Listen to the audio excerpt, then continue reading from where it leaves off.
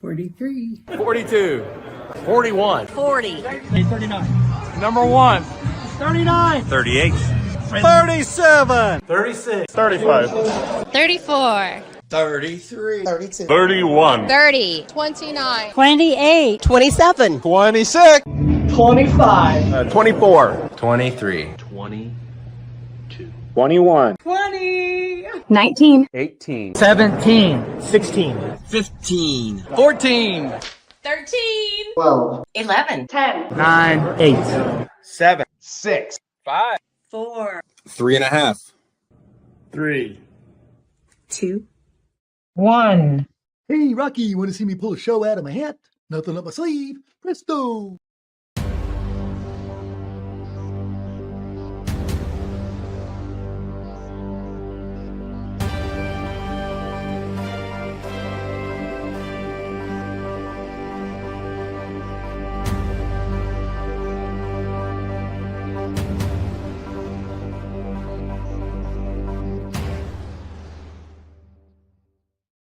Hi, and welcome to the Mouthwash Talk Show, a minty, fresh take on politics. I am John Schmitz, your host, and we have a loaded show tonight. We actually have Josh Cummings coming on here. He does a show called Faith, Family, and Politics, and also a morning prayer at 5:15 in the morning. So he's a real trooper.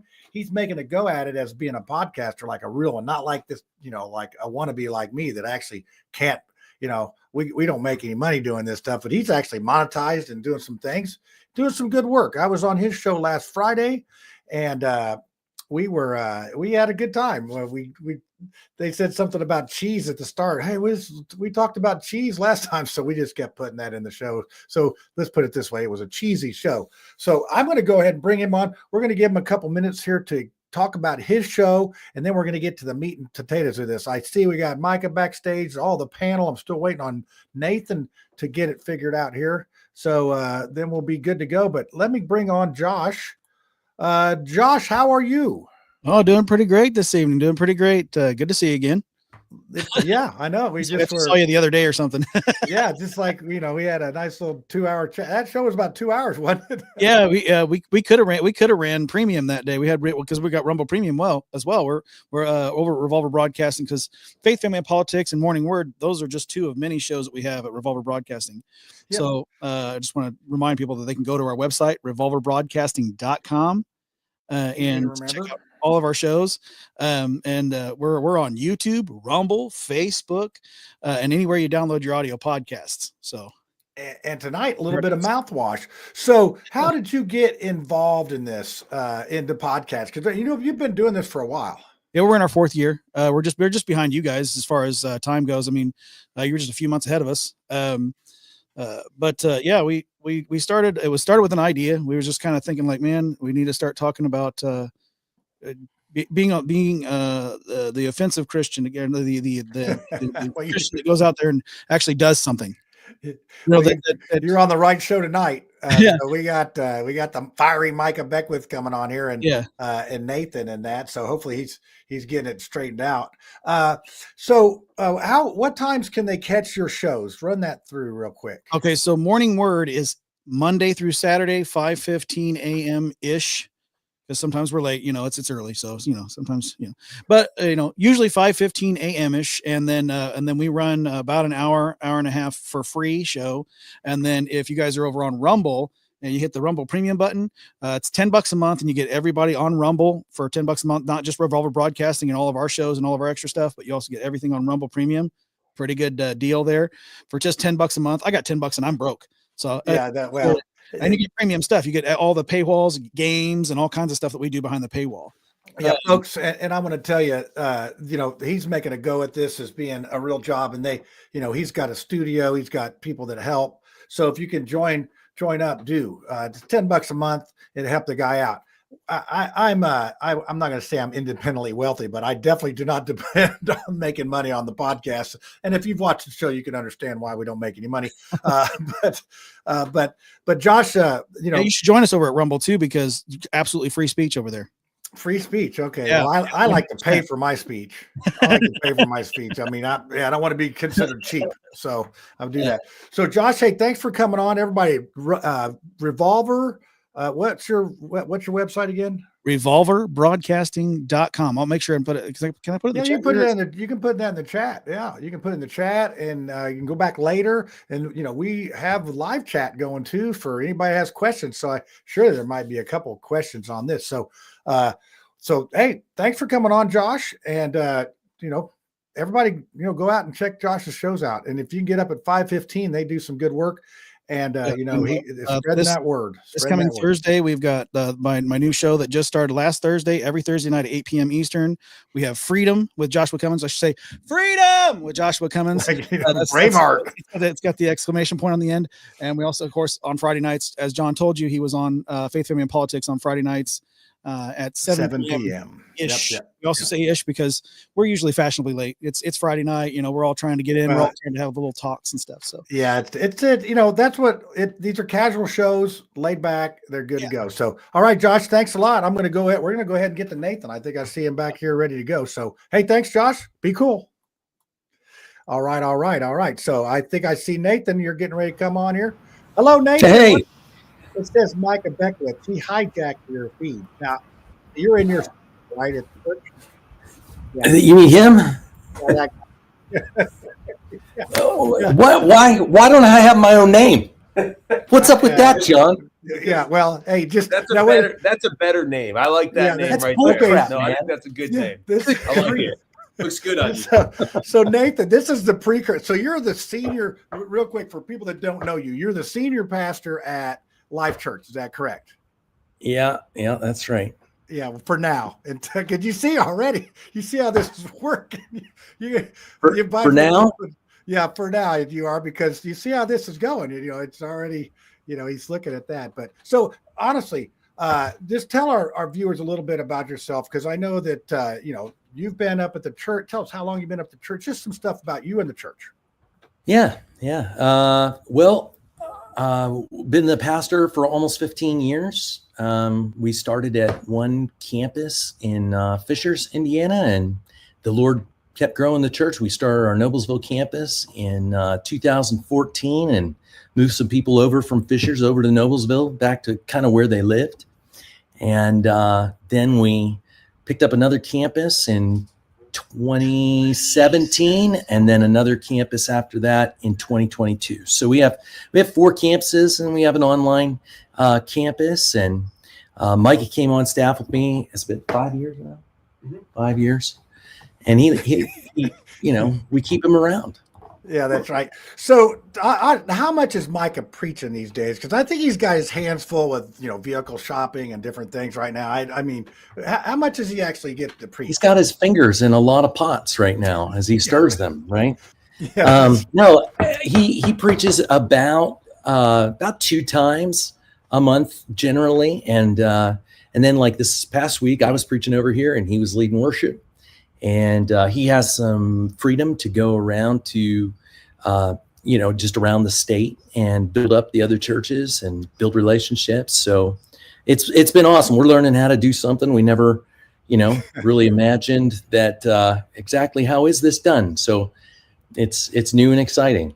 Yeah. So, and then you also do the Jesus, Sex, and Politics show, which I've been on a couple times, and it's always fun. I mean, we have a great conversation. I mean, last time I learned something about who Solomon's, mom was and all that. I didn't know that. Or David, I want you to be correct, John. I'm trying to hold you accountable to the word. No heresy or blasphemy here at all. So I wanted to have you on, and I wanted to have you on first without who on there. And do you need me to kick him out of his office? So no, because he's going to be coming on here in a minute, and I see him back there. Here, let's do this. Watch this.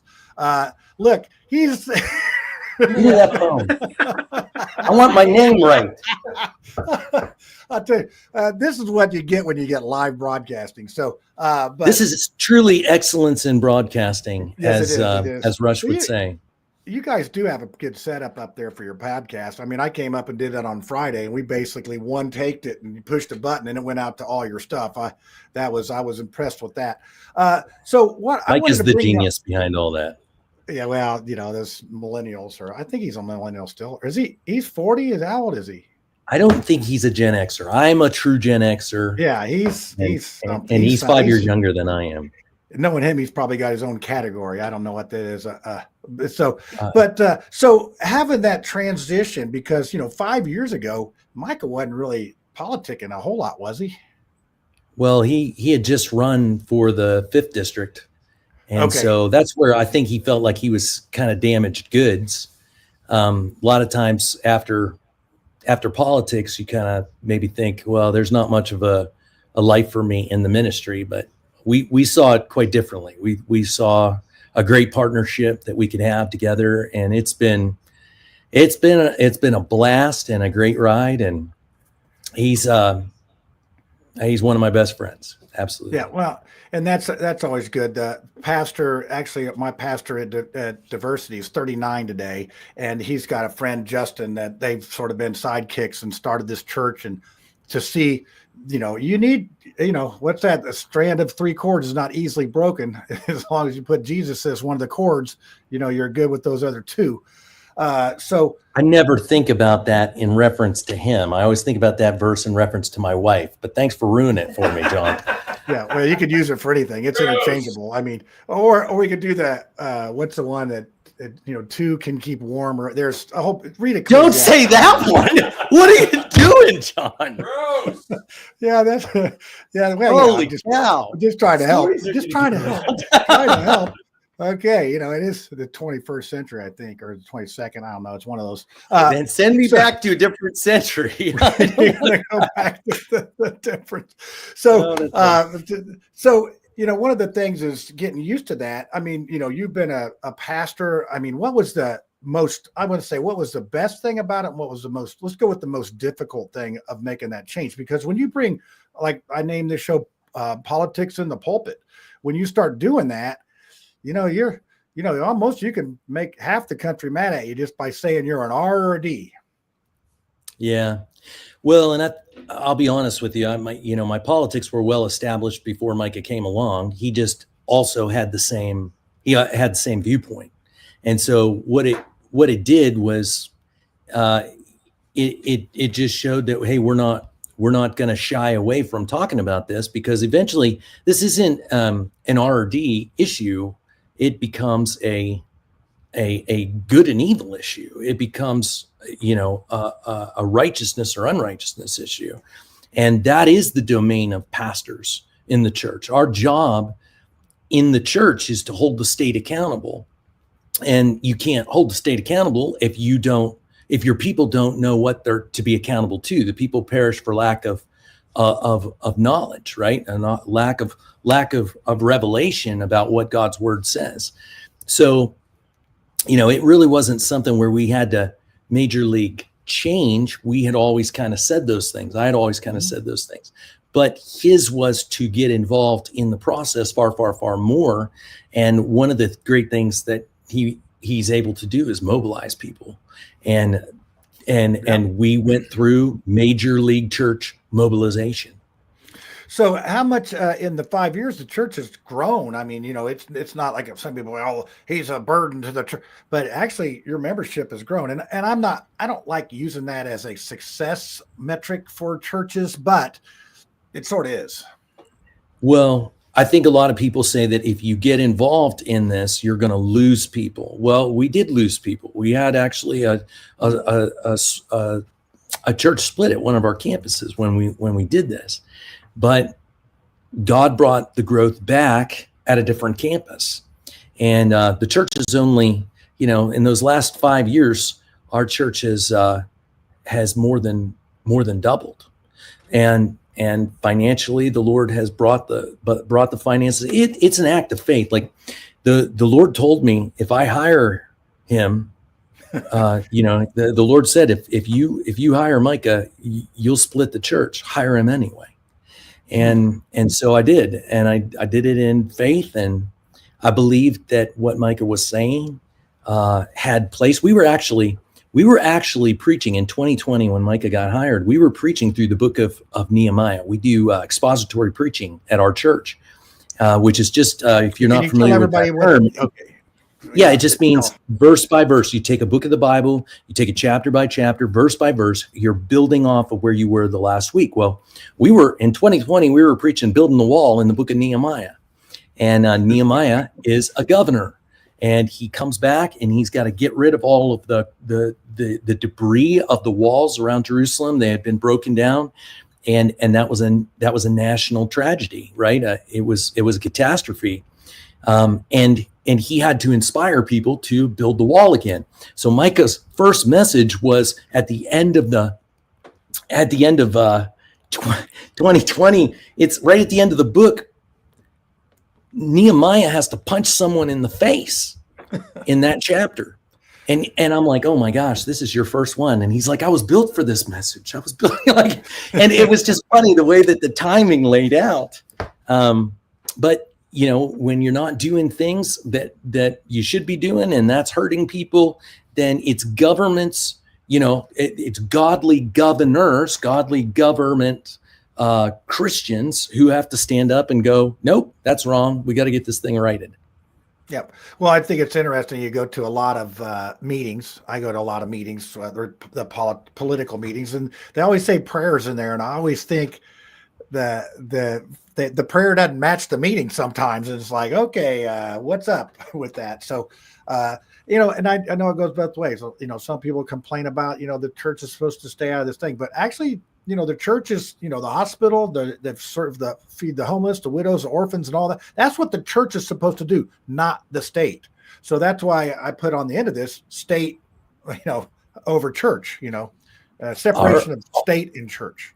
Well, it's a separation of church and state, but it protects the church from the state, not the state from the church. And our job as the church is to hold the state accountable, which is go back to the Old Testament and look at the prophets. The prophet Samuel, if you want to look at him, what was his job to do with Saul?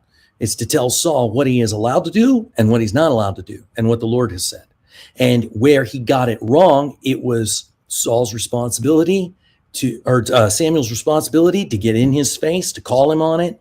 And when he wouldn't do it, the Lord said, okay, quit crying over Saul, go anoint a new person king and replace that guy, because he won't do what I want him to do. And so if you just look at the Old Testament picture, prophets' job are to keep the state operating in the word of the Lord. It's not just for the benevolent issues of hospitals and doing good and charity. No, actually it's to make sure that they're living by the law of the Lord, because blessed is the nation whose God is the Lord. Yeah, it seems like in the Old Testament too, after Saul, David, Solomon, and all that, I always would, after each leader, they sinned worse than the ones before until basically Jesus comes. So I think Manasseh was a really bad dude, and there was a lot of bad people after that, and you can see how they lost. They lost the city and had all sorts of troubles. Okay, so we could talk that all the time, but I got a panel back here that wants to ask you questions and things. So I'm going to go ahead and bring him on here. I'm going to bring Brad on first because he's our lone Democrat. I don't know what he's got on there. Let's see. Let's go with I'm going to bring on Brad, Brad, how you doing? And Tiffany. Let's bring them all on. So let's get us all here in the right spots that we got to go. That's why I was praying for the strength for my head not to explode that entire time. Now, what do I got here? I cannot get. How's that working for you? I'm here. Like, you know, it was all breathing, I think. Yeah. And I cannot get moving. There we go. I got it. I love being the producer too. Sorry about that. So let's go ahead. We'll go Brad, Lucy, Tiffany, go across here and just say how you're doing, and then let's get to some questions. And I want to get Micah in here too. And Nathan, Micah, we're going to keep I'm going to keep you on here too, so you can check your boy and make sure that he's not, getting off the reservation. So, it's going to be fun. It's going to be like the Brady Bunch here, but I want to do that. So anyway, Brad, you have a question for Nathan. What did he think of Kid Rock's suit in the Oval Office? Thought it was loud. It was, wasn't it? What a dude! Somebody said it was like somebody got shot out of a cannon. Yeah, no, that was funny. I heard that. That was pretty good. They said that to him in the Oval Office. That was like that was an I impressive. was just laughing. I thought he was like Evel Knievel going to jump over the Grand Canyon or something. But yeah, it was. I mean, hey, it's Kid Rock. What do you think? He's always going to be doing something. But Elon Musk wearing a sweatshirt and whatever, and fits in right with Zelensky and all those. So there you go, Lucy. What do you got? Now, Lucy's our libertarian, Nathan. So you don't know what you're going to get. Hey, Nathan. I'm actually probably more in line with you than you might think, because I'm one of those conservative libertarians that actually believe that babies have a chance and should have a chance to live. So we're divided in that as a party. I've got 10 kids myself. I'm happy 10 kids living in Southern India. Yeah, I'm a total nutcase. God I bless have you. been not like a victim of the flood, other than I couldn't leave my house because like literally every direction that I would drive in, there were impassable roads. And I did try and get out in my truck, made it to Louisville, and it killed the starter. All the water coming up killed the starter in my truck. No. So yeah, I got to get a new starter on it. It's okay. Every day above ground is a good day. Amen. So is there a question in there somewhere, Lucy? No, I'm sure that I'll have some tough questions later, but I'm trying to keep it light at first. Okay, all right, Tiffany. Hey, Tiffany's up in the backyard of Noblesville, sort of, in Fishers. I mean, that's like Noblesville Light. Isn't that what Fishers is called? Yeah, so that's our stomping ground. They call it South it's Noblesville. Carmel's South evil Noblesville. twin. South Noblesville. Yeah. South Noble. We used to call it Noble Tucky. I actually worked back there in the 80s, and when it was like a long drive to get there. Now it's just a bunch of houses and businesses. So, Tiffany, how are you? And you got a question? Everything's great. Everything's wonderful. So I wanted to build on Brad's question. What would you wear to the Oval Office? Oh, I probably would wear a suit and tie. Just out of respect for. With like a cross on the back, or like he died. No. Keep it classy. Yeah. So like I just wear a suit and tie. Suit, red tie, brown shoes, something like that. Black suit, black shoes, white shirt, black striped tie. Okay. Nice. How many times have you thought of this? Like, how many times have I thought of it? Yeah. Well, how many times have you imagined outfits. this scenario and planned an outfit? You always have to plan an outfit. Outfits don't happen. Yeah. You just don't wake up and grab something. It's like, how many events do I have? Tiffany, today? men do that. We do that. Yeah. How many events do I have? Well, women, how many events do I have today? Who am I going to see? Am I going to take a lot of pictures? Am I in the city? Am I in Fishers? Is this a first run for an outfit, or should this be a second run? All of this comes into play. Look at Brad's head. I don't go into that detail. I just kind of, what suit is ready to wear? Let's go. So when you preach, do you preach casual, or do you wear a suit? I mean, when I preach, no. When I came to Life Church, John, I had never worn jeans to church before, but that was the culture, and so I thought, well, I'm going to do that. I mean, I'm going to wear what our people were wearing. You try to class it up just a little bit, but that was it. I had a friend, and he would only go to church. He only owned one pair of dress pants. And when he came to know the Lord, he thought that you could only wear dress clothes to church. And because he only owned one pair of dress clothes, he would only go to church every other week. And when I heard that story, I thought, oh man, I can't imagine that people would not know they could come to church. However, but I thought, well, I'm going to make sure that people can feel casual and relax at church. So that's how I dress. Yeah. So the other part of that is Nathan, Pastor Nathan, or what do you prefer? Yeah, Nathan's fine. Nathan. Sometimes when I go shopping, I will intentionally, like if I have new clothes, I will intentionally wear like my new outfit on Sunday just to like honor and thank the Lord. That's one of my favorite things.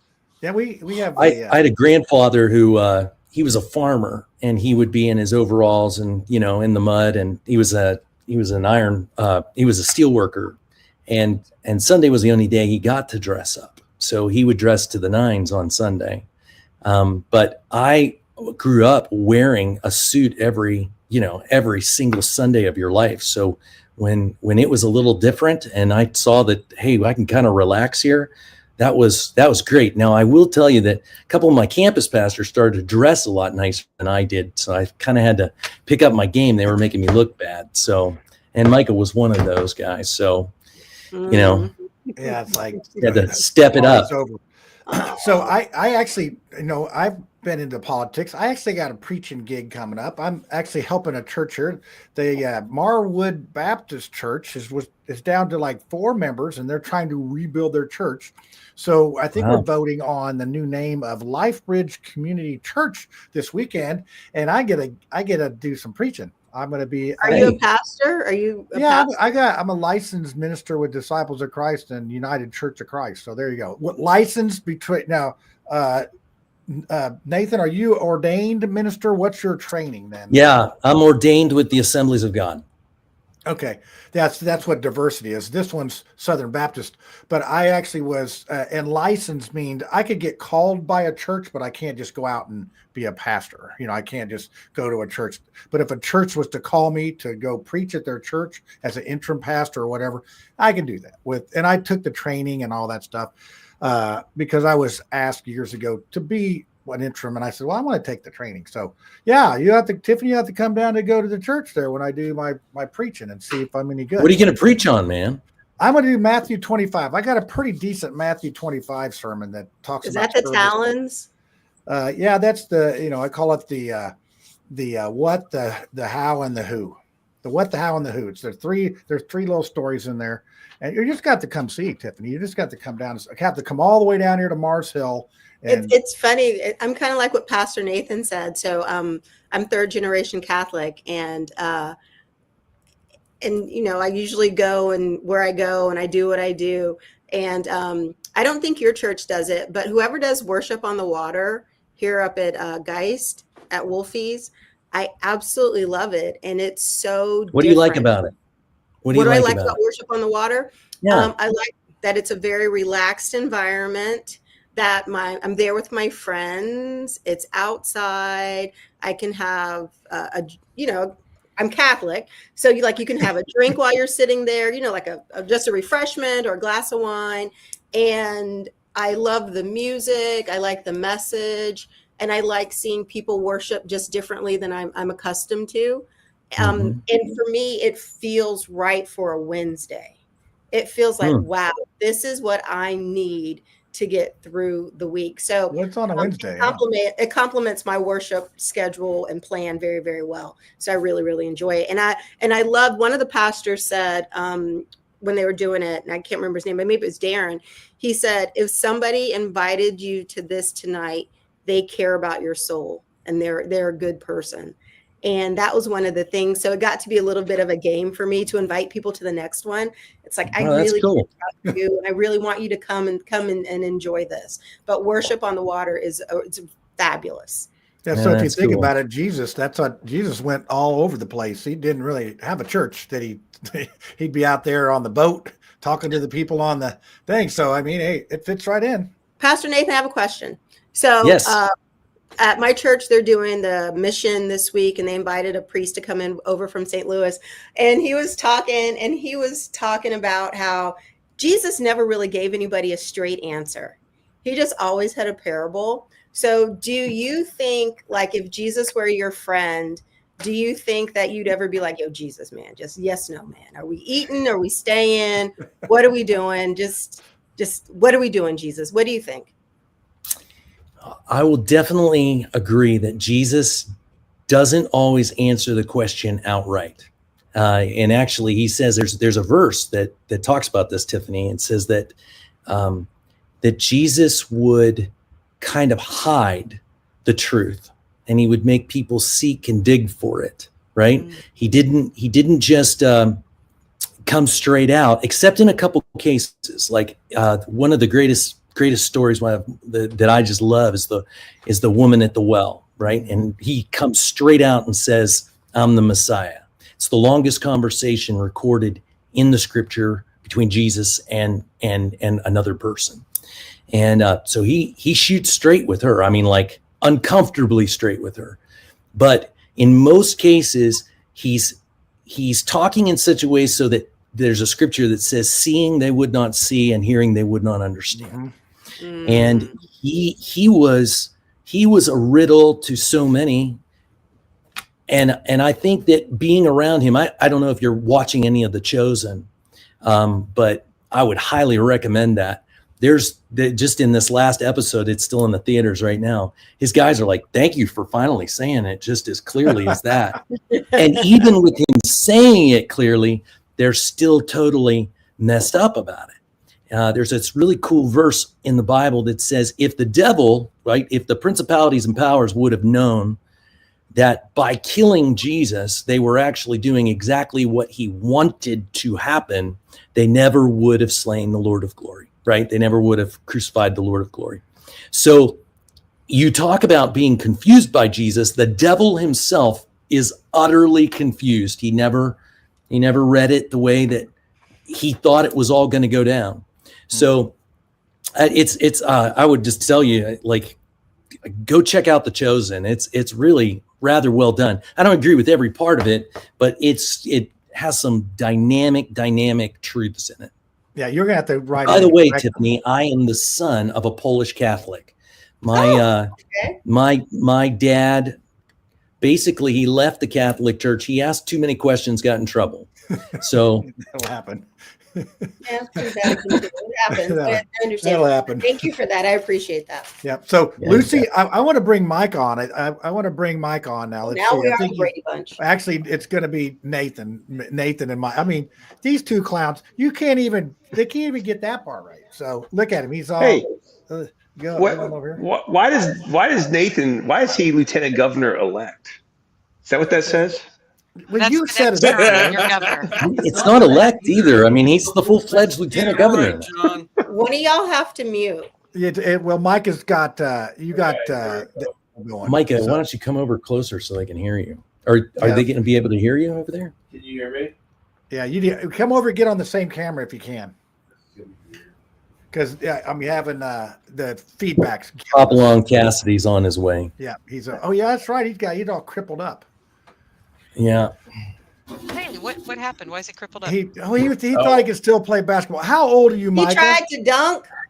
How old are you, Micah? Is it? I am 40-90. Let's see. I am 40. How old are you? No, I'm not 42. Did you turn 43? No, I'm 40. I'm 41. Am I 42? How old are you? Well, so You're 47? Oh my gosh, that's old. I think I'm 42. okay, so you didn't get the manual when you turned 40 that men's lower legs go bad after age 40. I mean, come on, everybody knows that stuff snaps down there. I think in the 80s we started questioning your jumping ability. Not me, Hollywood. White men can't jump. I don't know if you know this. Until about 35. I didn't say it. It was a move. Woody Harrelson taught me that lesson. Yeah. Hey, I tore my Achilles tendon is what I did, so I had to have surgery. Goodness. Yeah, that's no fun. You I don't gotta- eat sucralose, right? You avoid Splenda and other artificial sweeteners. I hope. Yeah, I mean, I don't know. Do I? Yeah, She sure. drinks crap. Well, the reason I ask is because sucralose is well known for actually making your tendons and things brittle. So if you're not already avoiding Splenda and sucralose, you definitely should do that. And you need to get a Keep formula. preaching, Lucy. Keep preaching. This is what I do. I sell edible medicinal. and Where culinary were you plants for 10 years ago? Running against Todd Young. Literally, yeah, that was 2016. Yeah, I really was. Man, I could tell you stories, but I won't. So, there's an old herbal formula. It was called Bone, Flesh, and Cartilage. I'll look it up and I'll put it in the chat. But it's actually to rebuild the kind of tissue that you've got going on here. Yeah. Lucy's the mom of the show. If you didn't notice, I am. I'm the one that's always, putting people under pressure and setting them in the corner. Wait. You got anything for hip transplants? Because he needs one of those. Brad, were you? Yeah, absolutely. I mean, there's things you can do to rebuild your bone and avoid that. Like, seriously. I was waiting for Lucy to say, "Oh my goodness, you need to go get 2 sheep and a goat and milk their tear ducts and rub it on your Achilles." No, actually, can I put something out here? What I actually would say is there is really amazing medicine that you're not allowed to have in this state, and it should be freed. and it should be freed, and it should be decriminalized so that I can go. And I don't even smoke or drink any of this stuff because, by the way, Nathan, I was brought up Mormon, so I kept all that kind of good stuff from Mormonism and checked the apostasy and the bad theology out the Congratulations. window. Well done. Yeah, thank you. I thought my way out of it when I was a teenager. Praise God. But there is really amazing anti-inflammatory medicine that is not currently legal in the state, and I would like it to be decriminalized so that we're simply left alone. Lucy, how dare you? Those billboards are dangerous in northern Indiana to the citizens up there, to the point where there needs to be an amendment to a bill that has nothing to do with billboards.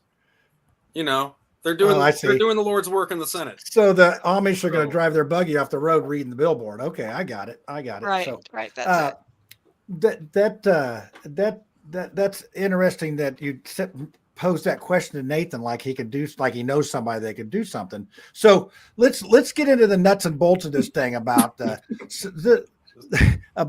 Micah and the lieutenant governor and all that. And if you got some questions in the comment in the chat there, do say it. But I want to start out first. Wait a second. Yeah. You guys get questions. Hold on. I just want to ask Micah about, we're talking about the vehicles and, the Tesla. Yes. If there's not an e-bike parked in that space tomorrow, your troll game is off. You have got to put an e-bike in there. And I hope you get the Kawasaki. And then after that, you need to get either a donkey or a mule. Oh yeah, put that in there. Put that in there, and then just act really tired when you got in there. It's like, man, I came all the way from Noble, Tucky from there. So then you got then a goat. You got to get a little fence in there. You got to put a goat into work, or a donkey, or a horse, or something. I mean, you just got to keep this thing rolling. So I'm going to give my opinion, then I'm going to let the panel hear. I think that I do not want my elected officials riding around in hoopties like gypsies. I'm just going to say you should be able to buy the biggest, whatever, bestest thing you want to do. You got to travel all over the state. I don't want you all tired when you get out to talk to these people and make a bad impression. I want you relaxed and refreshed and all that. So that's my opinion. Tiffany, what do you think? I think that should be standard, like Cadillac Escalades, black, dark interior, third row back seat. Look like you're important. Now, Lucy, what? Cadillac Escalade. I looked it up the other day because I wanted to see what the luxury, brands were going for. $130,000, which is insane. Yeah, that's the rolling house. That's because of Trump's 2016 and Biden, both of their inflation policies. So, how many ounces of gold? How many ounces of gold is a Cadillac Escalade compared to 20 years ago? Think of it as an investment over 4 years. It's a terrible investment. Never invest in cars. Let me just share with you all the perfect solution. We go through the BMV records and we find out what does the average Hoosier have as a car. Like, is everybody driving an average of a 3-year-old car? Is it more likely to be a Honda or a Ford? And then we come up with a dollar amount of that, and that's what you drive around in because that's fair. So you're saying like a 1999 Honda Accord? Yeah, then they can be all in one Accord. Seats that are tearing apart. I have a 2005 Ford E350. I mean, I drive my Amish friends around. I could come drive you around. I've got a 2005 Ford F-150 with 360,000 miles on it because my mechanic is freaking awesome. So why, I mean, and this is just like a genuine question. Why should politicians be an elite class of people that get access to taxpayers paying for things for them and to be able to have access to things that are better and more expensive than the average taxpayer has? Well, I agree with that, Lucy. I mean, I think if anything luxury is like, you don't need that. And now I do think you need something reliable, something that's going to ultimately like get around. I mean, we've already put 5,000 miles on the Tahoe and I've only had it for a few weeks. And so to me, I've been a salesman. I've traveled the state. I used to do sales a lot. If you don't have a good car, if your company buys kind of beater cars or even just middle of the line cars, you're going to start finding yourselves putting more money into fixing, into addressing the problems. If you would have just gotten a good car, not a luxury car, but a good car from the get-go, say, hey, we're going to get now. if it's a luxury brand, I think that should be off limits. But the Tahoe is not a luxury brand. It's just unfortunately it's a 2025, and we weren't able to shop around. So I had to basically give it over to IDOA, and we didn't know that we could push back at, like, I think I'm finding out now that what we should have done is push back. And if you would have let me go out and shop around for a car, we could have found a 2023 with 30,000 miles on it that would last just as well. But the car we had before was falling apart. It was it'd been in multiple accidents. It wasn't working right. And so we just said, hey, we're going to need something new. And said, all right, well, what do you want? I said, American made, big enough to get my team around when we need to go somewhere, and something that's going to last. And so my wife has a 2017 Tahoe. It's a great car, like something like that. And so that's what they came back with. And we said, all right, let's roll with it. So that's what that is. That's how that came to be. Now, I think it was bad timing with kind of everything that's going on with Diego, but at the same time, I think it's going to save taxpayers. It's going to save taxpayers money in the long run. And we've already cut a ton of spending in our office, over almost $200,000 worth of spending of frivolous like contracts and nonsense. So I mean, we're saving. Again, I don't have a huge budget, but even in our small budget, we're saving money. So, but it's gonna pay off. Oh, go ahead. Sorry. No, I think actually all the points that you made are very cogent. We certainly don't want you riding around in a hoopty, but I want to know if you got the extra added luxury of a gun turret. I mean, can you like pop up and get lefties or not? No, but I would totally want to see that add-on later. So, so Micah, to that point about the question about the gun turret, which is probably not a bad idea, do you have to have any special safety features in your car, or are you allowed to talk about it? Well, I don't know if I want to talk about that, because then you'll know where the weaknesses are. But, I mean, listen, we certainly take precautions when we go places, but it's, sometimes it's not like the governor. I mean, the governor will travel with, he'll travel with an entourage of state police, but we'll get it when we need it. It's kind of, they'll say, hey, publish your schedule though too. So don't worry. What's that? You don't publish your schedule. I read. That was it was a point in an article. Yeah. Oh, I don't know. I don't know if we do or not. I mean, we definitely tell people where we're going to be, like for town halls and stuff. So, well, I'm not sure what the article say.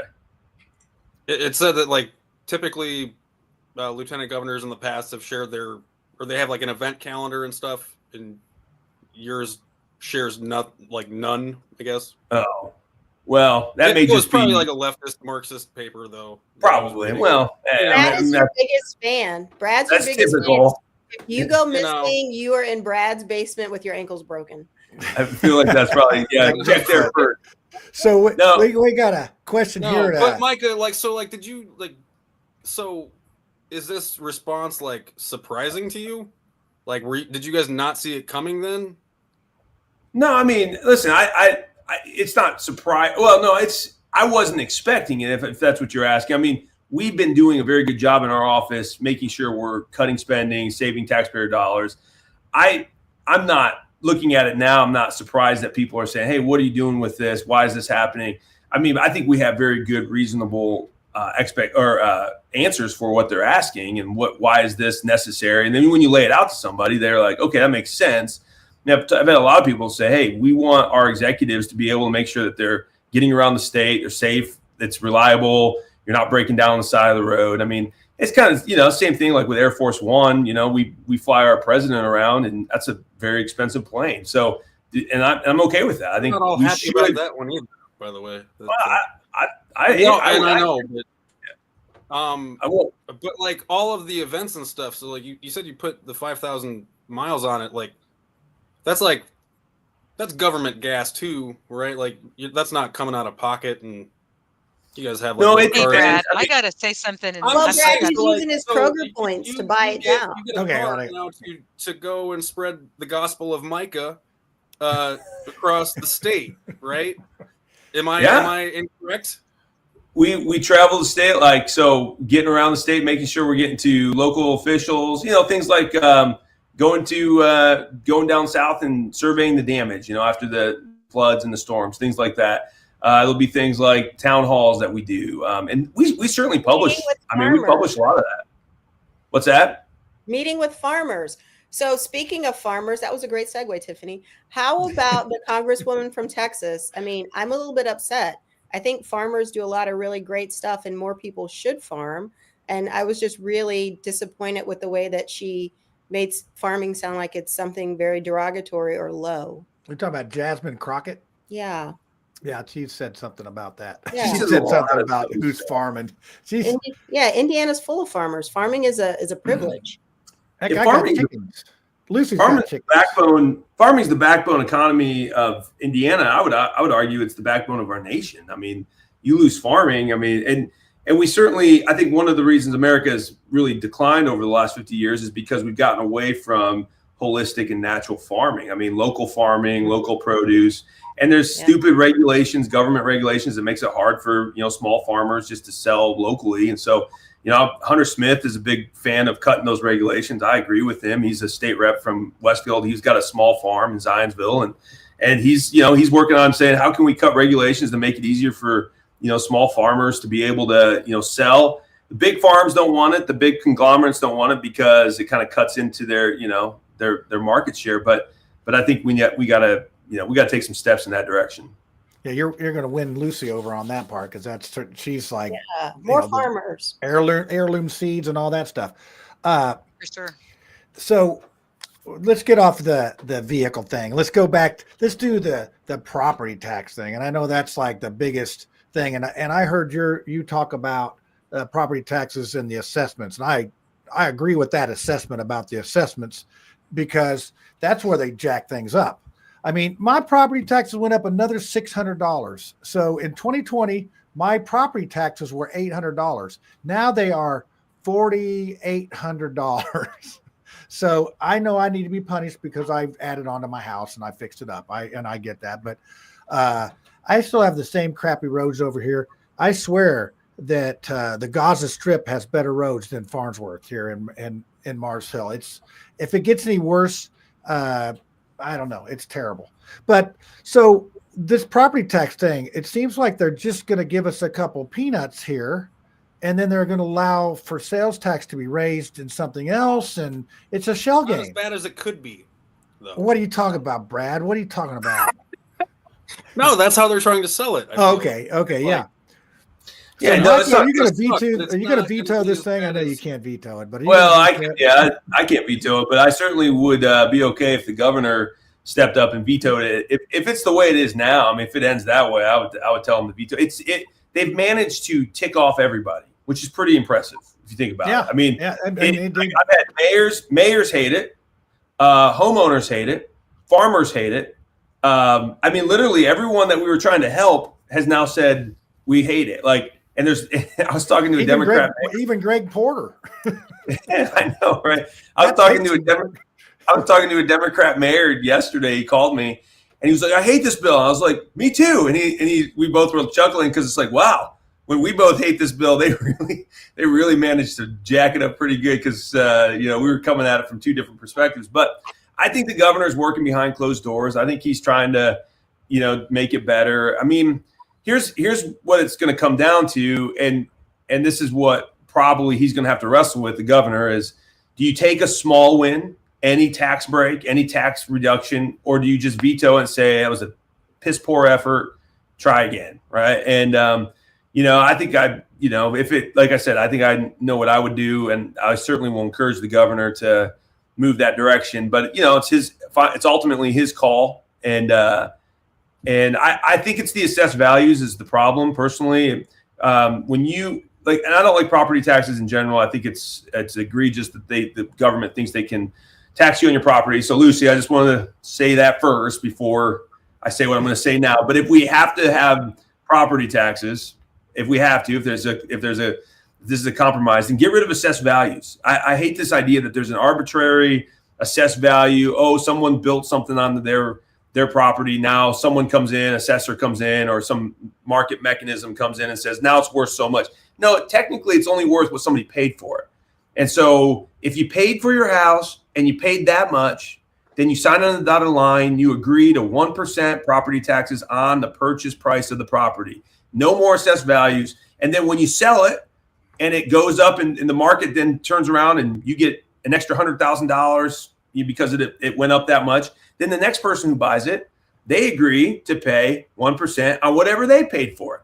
And now everyone knows what they're going to pay. Everyone's it's all clear. You don't open up your assessed value, sticker shock email and say, oh my gosh, what happened to why am I paying more in property taxes? That would fix it overnight. And everyone would be happy with it. And as communities grow, more people move into the communities, more property taxes will be paid into the communities, and it curbs the growth of these out of control mayors who are, spending and spending and spending, because they will only be able to grow by the amount their community grows. And that would actually be a very appropriate thing. So that's my take. And listen, depending on where this goes, if they don't get it right, if they can't get something good, I'm going to start calling for that.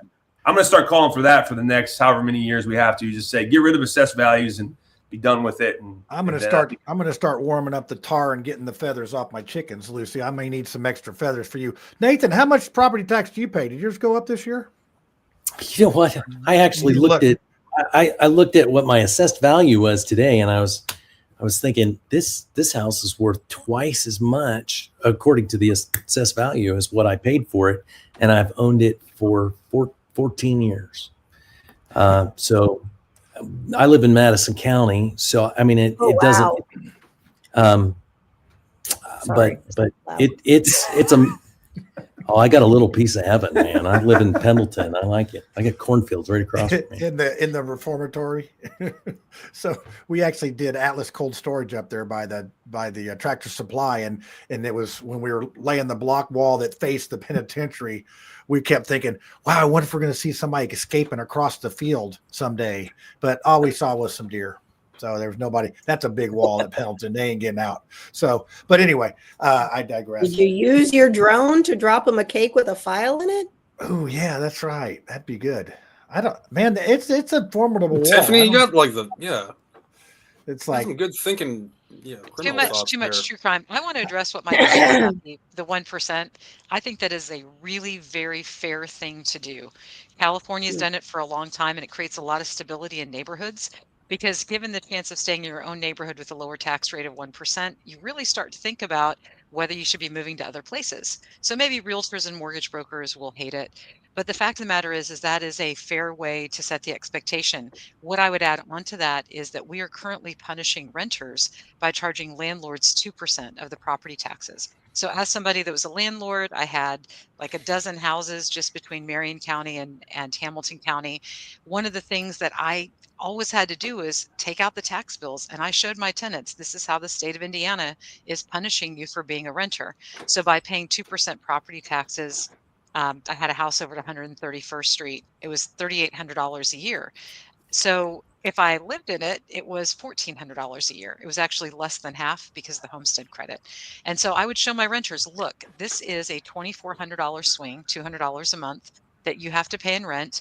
And I don't get a portion of that. This is literally the down payment that you need to save to get your 10% down while you're renting. And the state of Indiana is preventing that. So taxation is theft. I want to make sure I say that. There you go. Well, hey, Micah, when you can get Lucy's approval, that's strong. That's strong. I'll take it. Nobody needs my approval. I'm a crazy woman that just wants to be left alone and like barefoot garden and raise my little chickens. I need her approval and her drugs. Yes, that's right. She is like helping you tremendously tonight. Well, it's everything that God made. Remember in Genesis when God said he made every green herb for us? There was no exception or asterisk for cannabis, just saying. Now so another hint's been dropped. Yeah, I feel differently about that, Lucy. Here comes a parable. There you go. I'm sorry. That's for sure. I think when it comes close to you, those you love, and you see how destructive marijuana is, I look at it and I go, I don't want it. I don't want it near kids. This is like a serious question, and you should probably know this. I know he's not like a religious person as far as I know, but are you familiar with the work of Gabor Mate? No, I'm not. I can't even say that. Gabor Mate is a really just amazing man. Lots of YouTube videos, interviewed by Jordan Peterson and all the rest. But what Gabor Mate said is, there's this thing called rat park. So you give rats nothing to do, and you give them cocaine water and you give them regular water. And when they're bored and they have nothing to do and they have no quality of life, they hit the cocaine. But as soon as you put them in rat park where they've got wheels and, all kinds of things to do, they don't do the cocaine anymore. I mean, the reason that people are seeking out things that are mind altering is because they feel like their mind needs to be altered. There's something going on in their life that is making them want to escape. So the first thing that I would say is, who am I or you or anyone else to say that somebody's inner being, how they feel inside themselves, is something that shouldn't be altered? I alter my inner feelings all the time with dark chocolate. The darker, the better. I'm like a 90 or 100% Trader Joe's girl here. So I'm Ooh, that Peruvian sometimes chocolate. there's almonds in there too. Ooh, yeah, but So they're probably I sprayed would with say that. glyphosate. So I'm going to push back on that. I mean, what about surfers and skateboarders? I mean, that just sort of ruins their vibe on stuff, I think. I mean, Well, we also have mind-altering 5G and other frequencies that are going through our bodies at this very moment, and people don't even understand grounding. They don't understand 432 versus 440 hertz and the tuning that we have for our musical instruments, which Spiro. are I'm with you on satanic that one. tuning, tuning at 440 Go back to versus God tuning 432. at 432. Yep, 432. Heck yeah, it adds up to 9. It's just like Tesla said, 3, 6, and 9. Yeah. I think that everything that the Lord made, the Bible says that he looked over all that he had made and behold, it was all very good. So that even means that the marijuana plant was considered very good. I have seen the effects of marijuana on Parkinson's. I watched a guy shaking like a leaf. He smoked a joint of marijuana, medical marijuana, and I watched his whole body calm down completely. He was able to have a conversation. I don't have any problem with that. I look at that and I go, that was relief for that man. And God made it for a good purpose. I don't think smoking it recreationally is what God intended. My dad, when he was a hippie before he got saved, and my dad What's wrong would. with us hippies? Well, my dad smoked marijuana, and he did drugs, right? He was in that day and age. He did hippie things. That's what hippies did. But I guess I'm not a true hippie then. My dad said that I've never done any of this stuff, so I'm taking what my dad told me, right? But he said, Nathan, marijuana is like chemical apathy, and in the Bible talks about the wickedness of apathy. We're supposed to be passionate. We're supposed to care. We're supposed to be concerned about what's going on in our world. And when I see a demotivating drug in the hands of young people who don't have a great deal of sense, and I think that's not good for them. So as parents, we always tell people what's right and what's wrong for our kids. That's what we do.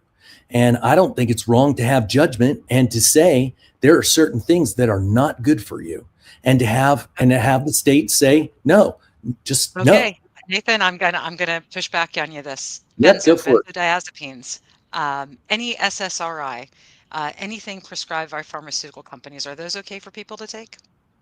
Oh, listen, I believe that there are many wicked things going on in pharmaceuticals. You don't have to sell me on that. I think that there are ways that we can heal our body. I'll tell you the ones that Micah and I we're delving into is fasting. Fasting. Oh gosh, yeah, we got to get together on that. I've done 23-day fasts. Micah did a 21-day fast at the beginning of his first 21 days. He got inaugurated of this year in order to. Congratulations, that is awesome. People don't understand fasting. And what fasting does to heal the body. We don't have to use medications to do this stuff when God gave us a natural means of autophagy and the mind-blowing things. If you do a 7-day fast in your life, 1 7-day fast, your chances of cancer go down 50 to 70%. That would help amazingly all of our people. I mean, that's like mind-blowing. Who can't do that? And the more that we put money into the more that we say we want national health care, well, everybody's bad decisions are going to hit us in the pocketbook. And God actually made ways for us to live healthy. So You are I'm speaking not my language, man. I'm not opposed, but I will also say there's certain things, like if I, as a libertarian, are you for prostitution? I am for not interfering with anybody's life. I believe Okay, that the see, That natural sounds like a progression. Jesus answer. I'm Tell us not the going straight to. answer. Tell us the Okay, straight answer. straight answer. Okay, the straight answer is if somebody wants to use their money or use their body and use their labor in exchange for somebody else's money, I don't think it's my ability to gatekeep. Like Well, I would like to get rid of. Lucy, what about what the Bible says? Because if there's your opinion, but then there's God's opinion. So God's opinion is truth, and our opinion is our opinion, right? But if God says prostitution is not good for society, and it levels great, like if you go back in the Old Testament and it says don't do this, it's not just because God's making a ruling, wants to be a meanie head. He's doing it because he loves people, and he doesn't want this. And I've been over into India. I've seen the result of prostitution. I've been in the red light districts of Mumbai and some of the most wicked things you could ever imagine. There's no way in God's green earth I want to bring that to America. It's evil. It's evil. And the idea that just because, well, you can and I should not pay attention to it, I disagree. We have the responsibility to tell people what God has said, because what God has said is good for a nation. Blessed is the nation who God is the Lord. But what if you start go back into ancient Israel and see that prostitution ran rampant? They had prostitutes in the temple. And the wickedness that brought into the nation. I don't care whether or not that infringes on somebody's freedom. It's wrong, and it shouldn't come here. And we have to be complaining about mothers in Israel and say no. If I had, no. If I had the ability to make all of those things go away, of course I would. You're muted. I know you're saying something awesome, and I can't hear you. No, she's not muted. She's not muted. Yeah. But anyway, are we all muted? Everybody's muted. What did I do? Did you do something? You Did I probably need something? Yeah. Well, he's going to figure that out while I talk. We have a real question here about the separation of church and state, and my morals are probably more closely aligned with you than anything else. If I could do away with porn and all that, all that kind of stuff, I would wish it away. I really would. Sorry. Yeah, but we can't mess with people's free will. You have a camera over there somewhere? There's a camera right there. Well, now you got the right camera. That is so crazy how that happened. No, changed. I would get, if I could get rid of it immediately, I would, but I'm also not the arbiter of somebody else's morality. And as long as What kind of janky equipment do you have here? Man, what is this? Hey, we got to get the Tahoe version. You can hear us? We can hear you. Yeah, we can hear you. But they got me at prostitutes in the temple. And we're complaining about SUVs. Come on. Well, but Nathan talked about the now we can't hear them. God, that bugged me because it was, when he was talking about marijuana, it said, I don't think God intended it to be used recreationally, and he shouldn't have made it. Why would God make it? Well, how? Well, I think what he was. God made apples. He told Adam and Eve not to eat them, and they ate them. I don't like this, so God didn't think of it that way. Yeah, that is very arbitrary. I love the way that he said that. Like God made it. I believe in medicinal marijuana. I think that's a good thing for people. I do believe. I like what Nathan said about people should have passion and energy and care about the world around them. If you look at the things that are going on, we have this hockey team in Fishers. So, every, couple times a week, 7,000 people are in a stadium watching hockey, but they're there for 3 hours, and that's 3 hours that they're not spending doing something else, reading books or being engaged in their community. Add in other things that just take people's time away, like the NCAA tournament. How many hours did they are engaged in the community? Really? Yeah. Oh, totally. Going to a hockey game, paying parking at that Fishers Arena place that I don't really care for. Have you been? Yes, I have. What'd you go for? There aren't any. I went for a hockey game. Okay. You're the people that. Yeah. I was bringing business to Fishers. Yes. Come drop your money in Fishers. Thank you. Thank you. Yeah, and we do appreciate it. But take a step back. My point is that we brought something into this community that completely distracts people from their everyday lives. Everything And does. I was going back to the point that Pastor Nathan had said about people should be engaged and, passionate about the world around them and trying to figure things out and try to bring solutions.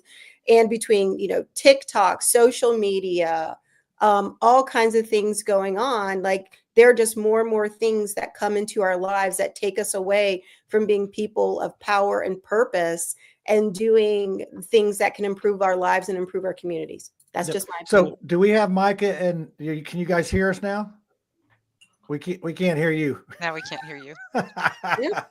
This is because I want to talk about we were on to that subject about the prostitute. I want to talk about the Jezebel spirit that Micah got going on some people. So let's see. Tell me about this. I want to see because there's people. Brad, you got some of your friends that got the Jezebel spirit T-shirts. Yeah, no. And when it became when it became popular during the election, I remember I looked back and Micah actually said that like the first time I saw him speak at the Purple for Parents conference. So it wasn't like it was brand new that he was just like wheeling it out to like specifically go after this. It's been in his set list for a while, I think. Yeah. So, hey, can you guys hear us? We can't hear you. We can't hear you.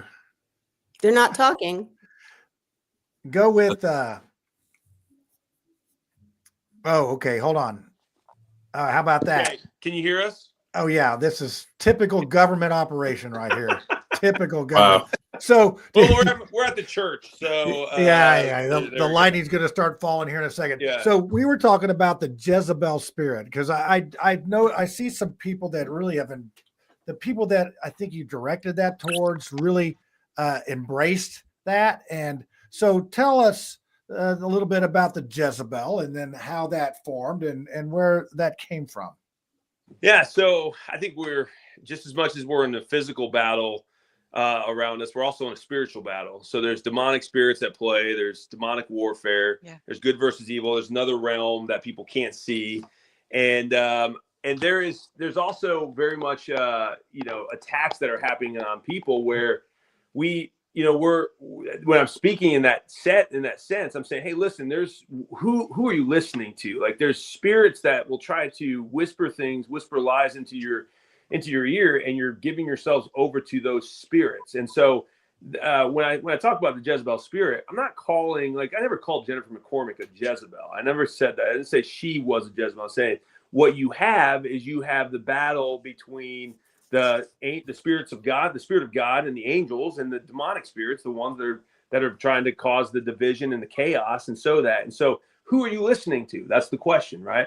And so what I said was, they said, what's the ticket look like in Indiana? I was on a national prayer call thing, and I said, what's the ticket look? Or they said, what's the ticket look like in Indiana? I said, listen, if you want to talk about the spiritual battle that's going on, it's really the spirit of Jehu, which is a godly king that God raised up to deal with the Jezebel spirit, which was a very destructive, lying spirit in the Old Testament. I said, you kind of have that going on right now. You've got this bold, outspoken, masculine kind of ticket on the Republican side. And I'm not saying masculine is a bad thing. I'm saying it's a good thing. And then over here, you've got this Jezebel spirit that's trying to destroy that masculine fighter spirit, and that's what we were fighting against. So again, it's who are you listening to? And I'm not, again, didn't call anybody a Jezebel. I said that's the spiritual picture that's at play right now. And obviously the Democrats, they don't think in those terms. They didn't get it, and so they were like, oh my gosh, he called us a Jezebel, and that's a and then they're wearing their shirts. It's like guys, that you got to think like in a different level, different realm, and that's how I was thinking when I was on that call. Yeah, well, and and like I said, you see with they have the Jezebel spirit shirts. They wear it proudly. They don't even understand what it is that is working. So okay, so we have this here. We got a question here. I still think that they embrace it though.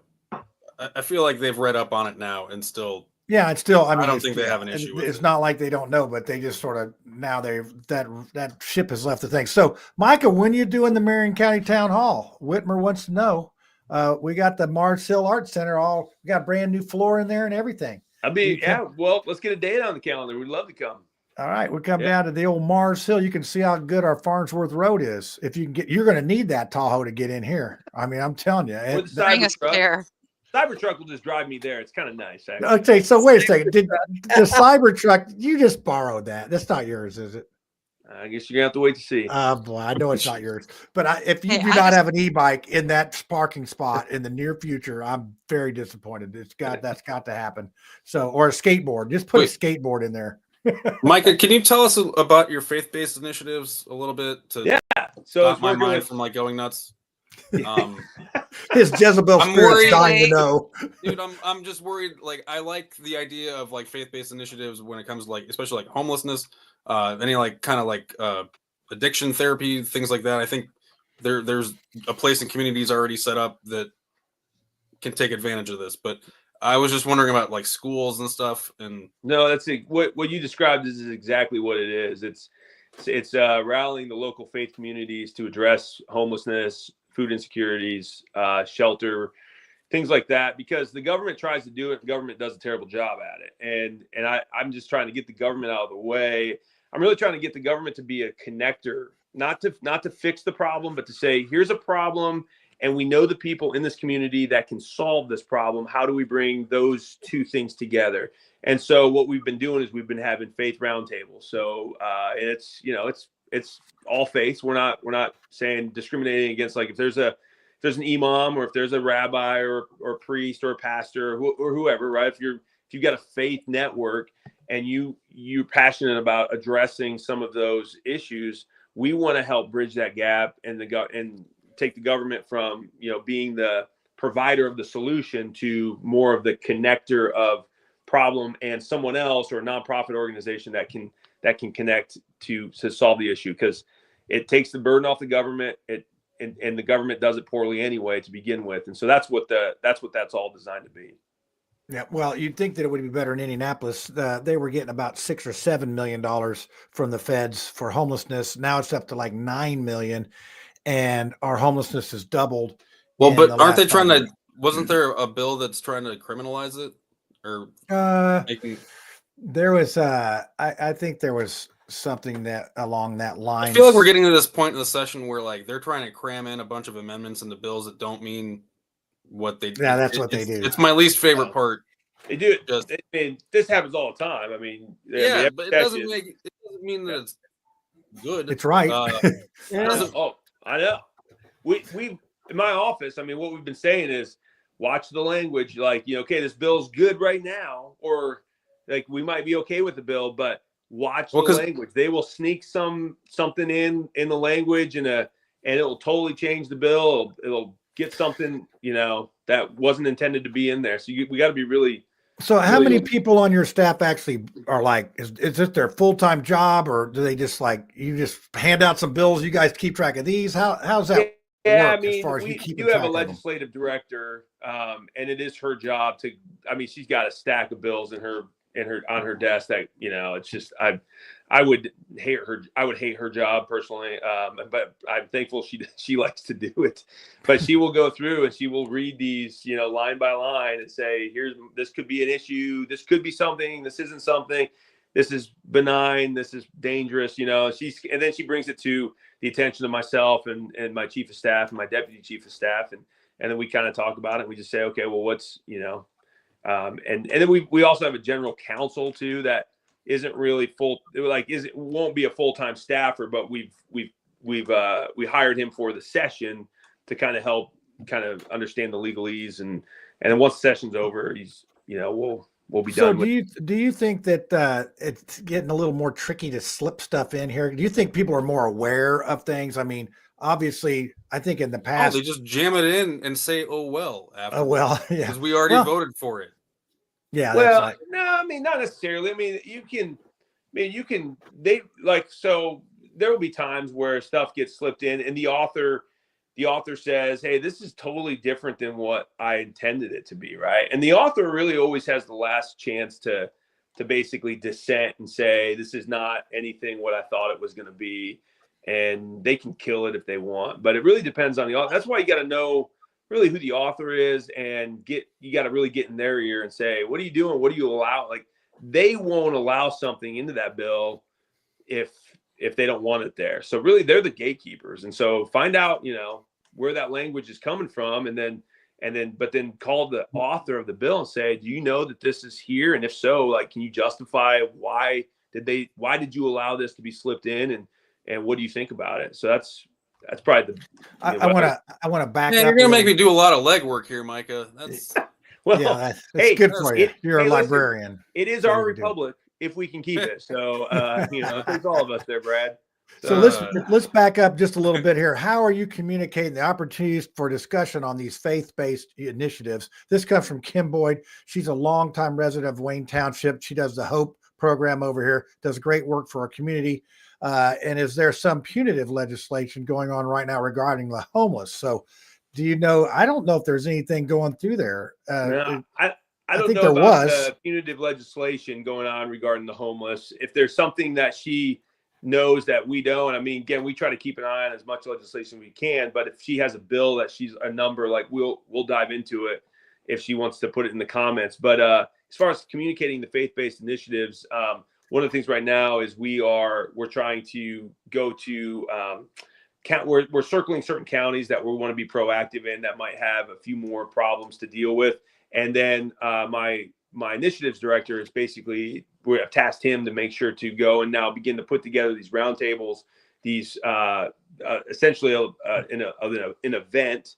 And then I show up. This last one that we had over at Vigo County, we asked some of the faith leaders that were going to come to this, because we sent out letters, invited some. And so we had about 15 to 20 faith leaders from the community that came. And we said beforehand, what is important to you, to help us get an idea of what you would like. And so they gave us a couple ideas. One of the things was, how do we work to better the foster care system? Because that's a big problem. So what we did is we called Adam Krupp, the new DCS director, and said, Adam, we got a faith-based initiatives roundtables going on. Could you come with us to Vigo County and answer questions and cast vision for the direction that you'd like to take the DCS and the foster care system in the next few years? And so he did, and he did a fantastic job. And we always do response cards. We say, what do you think about it? Was there anything we missed? Like, what would you? And we got 5 out of 5, like, on the event, like everything. They were like, this was so helpful. This was totally great to have Adam there. And he laid it out, the problems. Here's a solution that maybe you could help with faith-based communities. And so now they're taking it back to their churches and their synagogues or wherever they came from. And they're saying, hey, listen, this is what we can do. And so now they're off and running. And so I think we're going to see some really good fruit from that.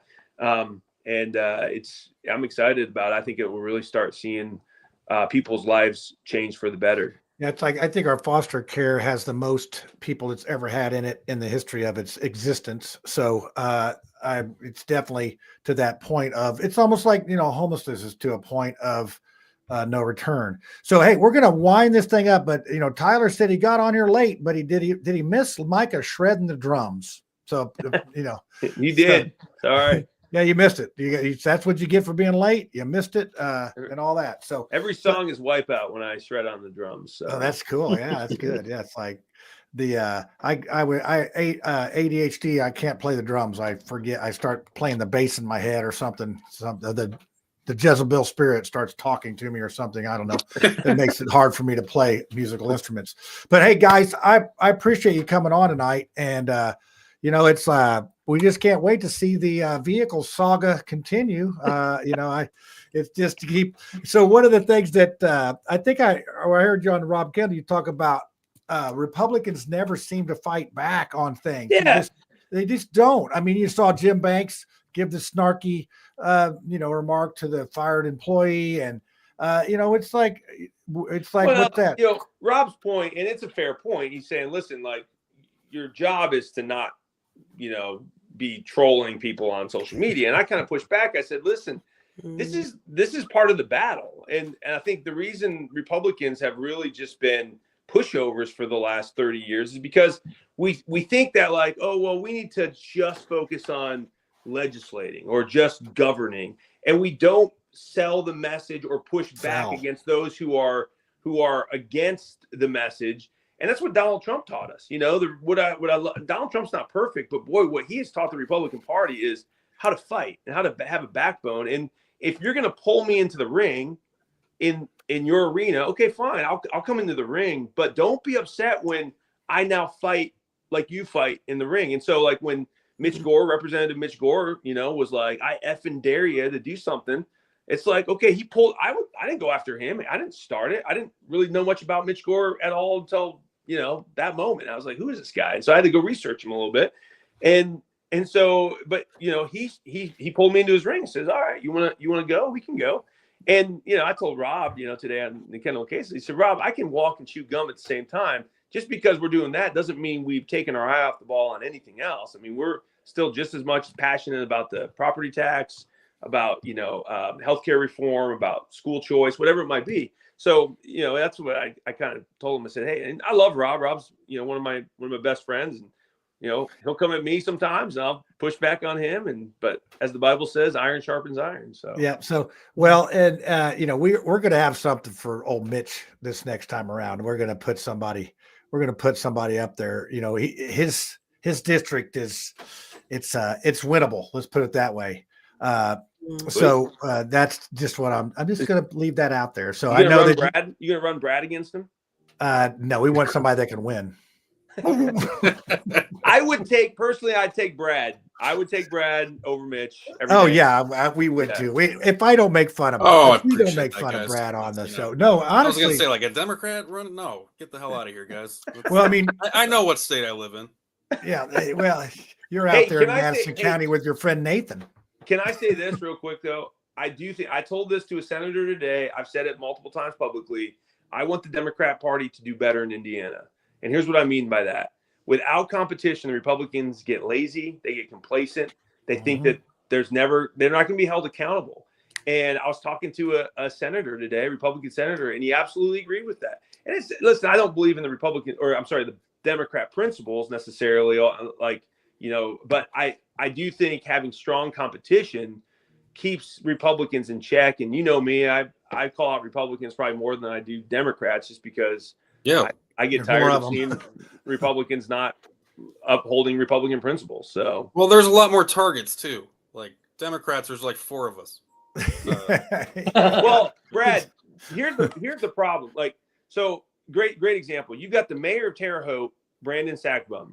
Okay, the guy he's a more of a centrist, very well spoken, really good, just kind of leader, right? I think now I don't agree with all his policies, but I think he's a good leader. He wouldn't be able to win a statewide race because he's too conservative as a Democrat. I mean, he's not really that conservative as far as my standards go, but for the Democrat Party today, he's far too conservative. And he even told me that. He said, you know, I can't run statewide because, you know, I'm too conservative. And that's what I mean. Like, being an Indiana Democrat is weird because it's a lot of territory. You know, morally, it comes down to votes. I mean, you know, like in Marion County, it's very, you know, the votes are 2 to 1, and it's pretty much almost the other way around there. But back to your point about the complacency, Micah, I think that there needs to be a better job of selling stuff. And I know that you sell what, you know, you're good at sales. You know, you said you used to drive around the state selling stuff. So I just think that sometimes they have good ideas that they just do not explain. And then they let the other side write the narrative, and then off to the races we go. That's right. So I think it's great.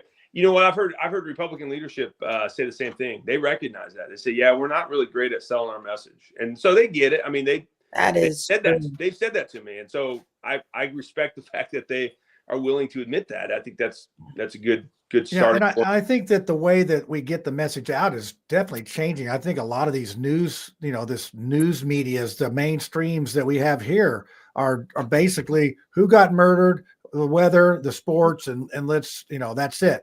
Shows like this, we actually talk about the issues, and you get to ask questions in the chat.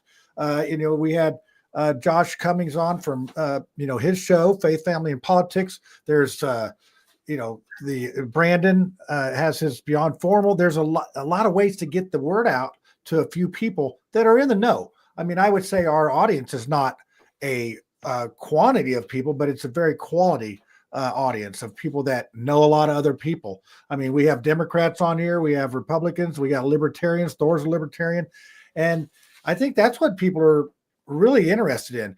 But we got to be able to sell these ideas, and not just because it's an idea, but because it's a good idea.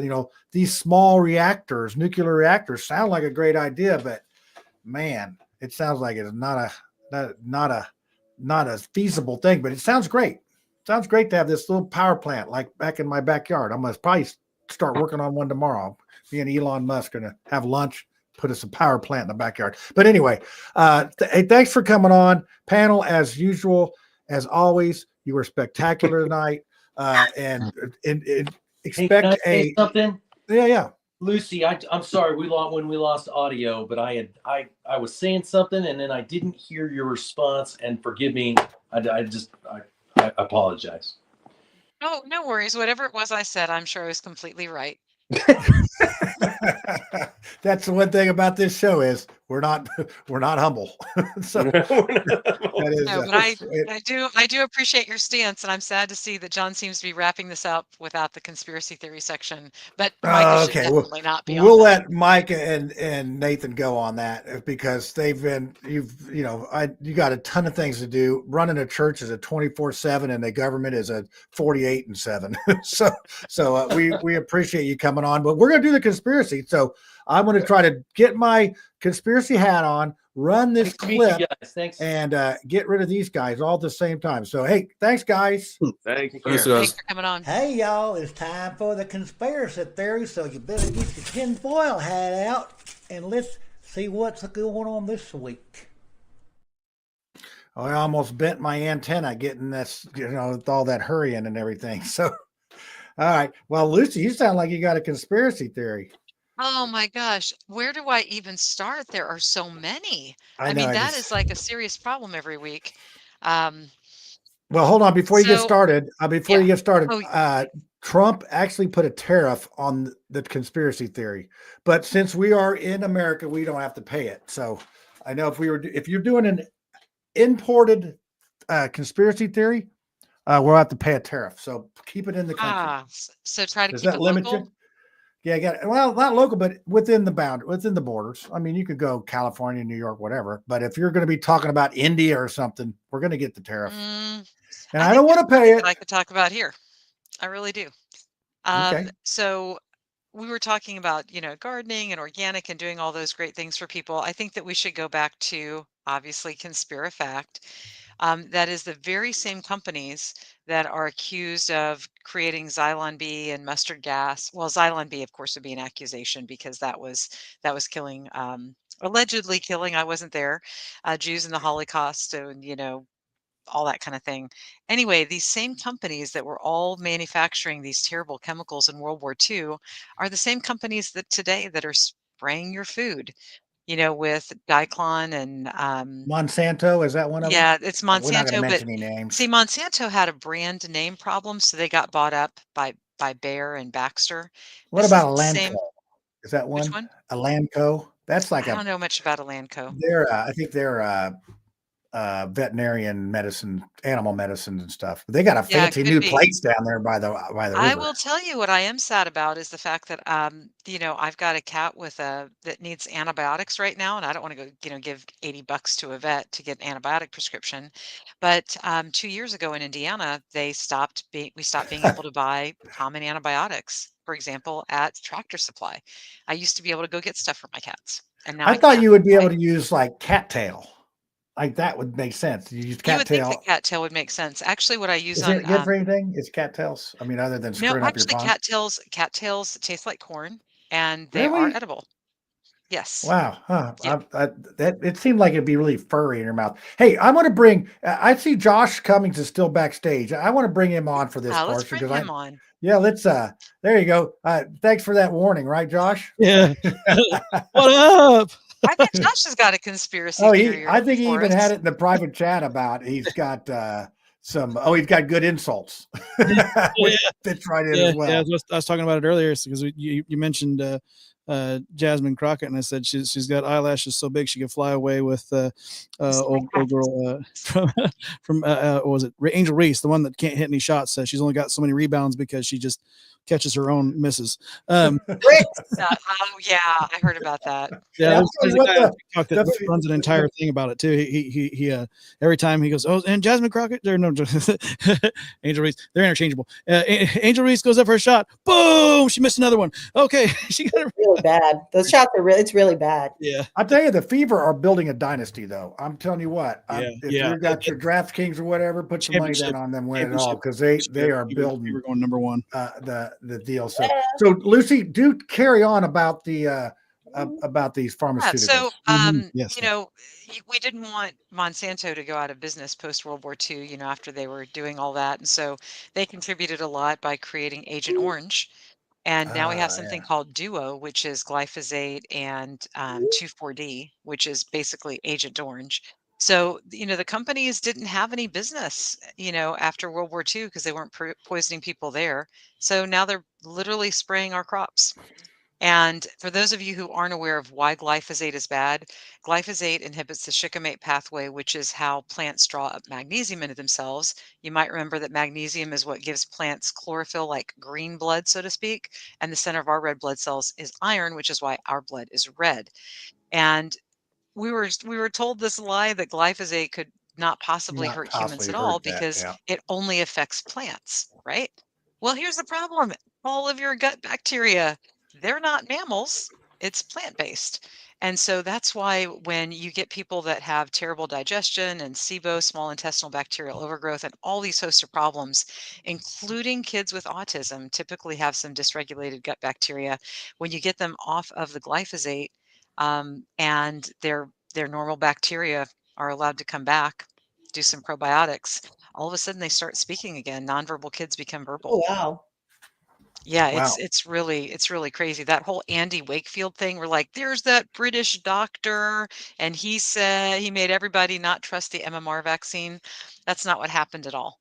So that was Andy Wakefield, and he was a gastroenterologist, and families came to him saying, hey, we got, 10-year-old kids having 14 diarrhea diapers a day. We need help. And he's like, no, I don't do anything with autism, don't know anything about it. And they're like, no, we just want help with their gut.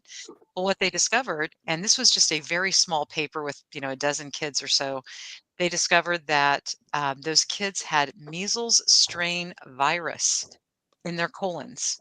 And so they gave them antivirals. When they killed the measles strain, then their gut bacteria were allowed to proliferate and nonverbal kids became verbal. And the same thing is happening when they do, specialized diets for kids with autism and other It does issues. seem like there's a lot of kids that are special needs these days. So I got this just in. Pacers, they beat the Wizards 104-98. They have clinched home court advantage for the first round of the playoffs. And my conspiracy theory is that the Pacers are going to win the whole thing this year. Oh, that's my conspiracy. Good luck with that. All right. Well, just mark this time and date. This is 10:33 on 4/8 of 2025. I predicted correctly that the Pacers would win the whole thing. And the Fever. You predicted the Fever too. So the Fever. And the Fever. We're going to do like that. Remember the Pittsburgh Pirates and I think the Penguins and the Steelers all won their prospective things one year. So you can Google that. I don't know if it's true, but it sounded good. So yeah, it could happen. It could happen. I think the Oakland one. I mean, it's happened more than once. So, but it could be the LA Dodgers won the World Series last year, and now the LA Lakers could win it. Then that would, kill my theory. But anyway, can we be done with LeBron? That's my conspiracy theory. Can we be done with LeBron? He flops a lot. He's a little crybaby. He's old too. Yeah, hey, watch it. He's like played for. I mean, I remember when he's basketball ancient. Okay, he didn't need to be on the court anymore. He's 40. I mean, he's only 40. He's only Micah's age. I'll play with the guys at the park, but I ain't going. I know that he'll probably be. That age don't belong on the court. When you get after 40, you could rip a hamstring or whatever. I can't sprint anymore. I got a bad hammy. Yeah, you got a bad hammy. It's bad. Yep. Bad hammy. So Tiffany, you got a conspiracy? I mean, I think that we should be done with LeBron. That's your conspiracy. It's a conspiracy statement. That So we should you think he's gonna? I don't think he's retiring. Do you? I don't think he's retiring. There's a difference between retiring and then just being done. Like no more endorsements. We're good. Yeah. So I'm getting sick and tired of that they always compare LeBron to Michael Jordan, to Larry Bird, to Magic Johnson, to all these people. It's like everybody forgets that Michael Jordan, he played baseball for like 3 or 4 years and then came back. It's like he didn't play his whole, spectrum he got of cut time. in high school. I mean, Michael Jordan, I mean, like just so much you can draw on that. His dad was murdered and he still came back and won. A lot of tragedy, a lot of hard work. You want to talk about conspiracy? I got a conspiracy on that one. This is what I heard. It was the gambling thing. He got caught in the gambling thing. And his dad and they told him that he had to quit the NBA because he got gamble. So anyway, it's a lot of gobbledygook of things that happened on there. I'm from North Carolina, and yeah, that's where you went. I don't know if that is or is not true, but his dad did pull over to rest at a rest stop. And that was probably, I know as we talked about it, that was probably the most fatal flaw. It's like your son's worth millions of dollars.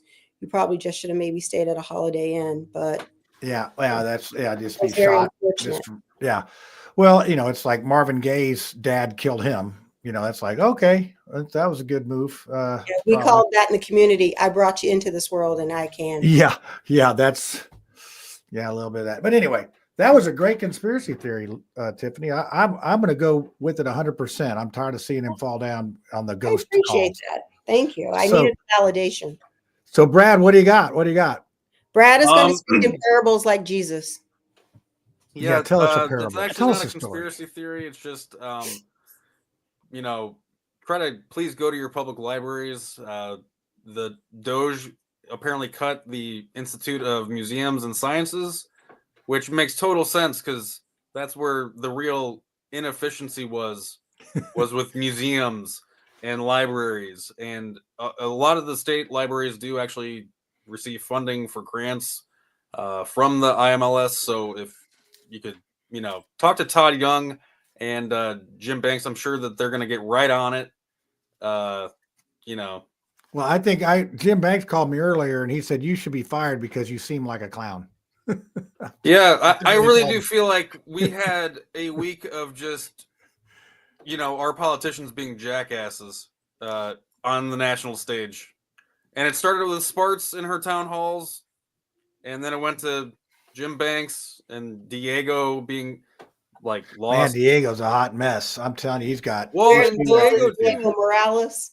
Diego Morales. What I don't actually like is how they're trying to kind of paint a picture of when he's gone, like that he's still going to county offices. Like I feel like they post things on like a day that he doesn't go visit a county office, but he did like last March, and then I think that they'll post it on today and say, yeah, we went to this place. Really, he's in like, Turkey. D2, I've never met anyone who went to a library museum. So you gotta do a little sell. You gotta sell a little harder, Brad. I'm sorry. But if you ask to see all libraries are if they're I would love to go to a library museum. That'd be so sweet. Yeah, what it is. I don't even know where one is. Is there such a thing? I don't know. No. You mean they used to I think libraries are kind of like museums. Yeah, I mean, we have like a history, like we have a local history part. So is there porn in the history book? Is there porn from the 1800s? And then I mean, that's like a woman with no socks on. Okay. Showing a little wrist. Yeah. Yes. Tiffany, this is a family show. Put that away. Yeah. I made Brad take his mask off. Yeah. Yeah. Yeah. Woo. But you're talking about history and museums and libraries. In the Hamilton East Public Library in Noblesville, we have the Indiana State Room where you can see artifacts and see history about the great state of Indiana. Oh wow, Yay! that's good. Yeah, Hey, go visit. I saw somebody going through Crown Hill Cemetery and showing all the dead people in there, like John Dillinger and William Henry Harrison, and we got all sorts of people that Fisher, the guy that made Fisher bodies for the race. I mean, there's a lot of fancy people buried up there in the Crown Hill Cemetery. Okay, so Josh, you're going to wind this thing up, and Lucy, you got another one because you're always good for two if you got something. Did Brad have one? Brad, I thought I Brad just had use my one. time to talk about libraries. Yeah, he would. If you want to go down, if you want to go down a big rabbit hole, I was watching videos today on two things, and this kind of plays into Trump. So this is a really good conspiracy. Greenland, Greenland is covered as ice, and Iceland is actually green. Yeah. But there are some people that say that they have been under the ice in Greenland and that they have taken electronic equipment down there to measure frequencies and waves and like listening devices, and that there may be, remember, this is all conspiracy theory, and you don't have the ribbon down at the bottom. I know. Okay, now you're good. I tried to put it down there. Remember the ancient Nephilim? The who? What? Nephilim. The Nephilim? I know. When the angels came down and mated with the daughters of men and gave birth to giants, apparently there have been all kinds of very large bones with rib cages that had a diameter of 12 feet tall. Well, who do you think built the ark? I mean, a little guy, a little and the pyramids and things. So yeah, that's right. So anyway, I'm just going to leave that there for you. You could look at. There's a gal, and honestly, I've heard she's also a flat earther, but you take the good with the bad. And she calls herself Spiracy. Might be Spiracy, but she's on YouTube. She's a really just very eloquent British gal, so it's so much fun to listen to her speak. Got the accent and all, yes.